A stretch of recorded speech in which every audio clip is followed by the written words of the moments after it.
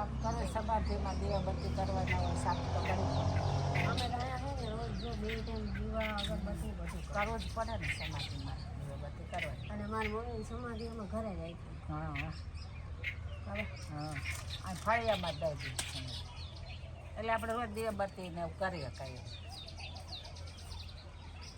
મારા મમ્મી નથી ને એને લગભગ કેટલા 3 વર્ષ થઈ ગયા. હા એ દેવ થઈ ગયા 3 વર્ષ થઈ ગયા મારા મમ્મી દેવ થઈ ગયા. દેવ થઈ ગયા ને એટલે હું આ છોકરા વાર રહું છું.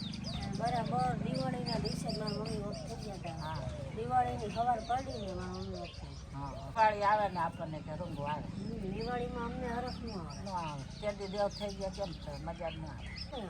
બીમાર જ એવા થઈ ગયા હતા અમે ઘણા દવાખાને લઈ ગયા. ખર્ચા કર્યા કેટલા લાખ 2 લાખનો ખર્ચો કર્યો. હવે આ તો ભગવાનની મરજી. આ તો ભાઈ ભગવાનના હાથમાં છે પણ તોય ગમે એમ તો આપણે મા હોય તો ફેર પડે. પડે પણ હવે મમ્મી નથી એટલે બા આવી રહી. એટલે હું રહું છું છોકરા અને મારા પપ્પા છે એમને કેવું હોય વગર એમને શ્વાસની તકલીફ છે.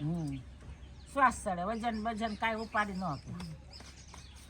છોકરા આમને મોટા થઈ જાય ઘણું બધું. મારા ભાઈ છે યસ. હવે 2 ભાઈ બેન મારા પપ્પા અને બા આવી. હું હારે રહું છોકરા હારે. શું ભાઈ દુઃખ સુખ સંસારમાં આવે જ છે શું કરે. મારા ભાઈ નો ને અત્યારે તો જાય છે કંપનીના કામે દિવસમાં.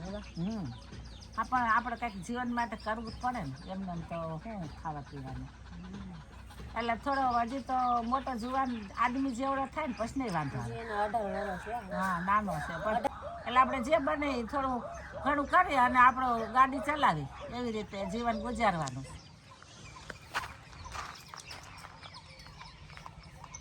છે ને મારી દીકરીની છે એ દેવ થઈ ગયા ને એટલે આ મારી દીકરીની દીકરી છે. હવે બે ભાઈ બેન નાના છે એટલે હું એને હારે રહું છું કે હજી મોટા એટલા બધા મોટા નથી એટલે હજી બાળક જ કહેવાય ને એટલે આપણે હારે રહેવું પડે. એટલે કરીને હું અહીં રહું છું કે છોકરાઓ મોટા થઈ જાય ને પછી ચિંતા નહીં. તો બની શકે તો સપોર્ટ કરજો છોકરાઓને તો સારું. જય સીતારામ. બા છે ને 4 વર્ષ હા અહીંયા જ રહું છું ને. પેલા બીમાર હતી ત્યાં હું રહેતી હતી તે અમે એકલા હજી નો રહે છે ને અમે હજી નાના ભાઈ. હા અને પપ્પા છે ને એમ શ્વાસની તકલીફ છે તો કોઈ વજનનું કામ ન કરી શકે.